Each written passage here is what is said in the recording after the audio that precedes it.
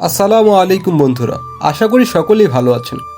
মাশাআল্লাহ, কি সুন্দর কচু শাক হয়েছে আমার ছাদ বাগানের মধ্যে। যখনই দেখি আমার ছাদ বাগানে কোনো ফল বা কোনো সবজি হয়েছে, তখন কি যে আনন্দ লাগে বলে বোঝাতে পারবো না আপনাদেরকে। আপনারা যখন ছাদ বাগান থেকে ফসল হারভেস্ট করবেন, তখন আপনারা আমার এই ফিলিংসটি বুঝতে পারবেন। আপনারাও চাইলে আপনাদের ছাদ বাগানে আমার মতো করে এত সুন্দর করে কচুর শাক চাষ করতে পারেন। এখন প্রশ্ন করতে পারেন, ভাইয়া কচুর বীজ কোথায় পাবো? কচুর বীজ পাওয়া একদম সিম্পল।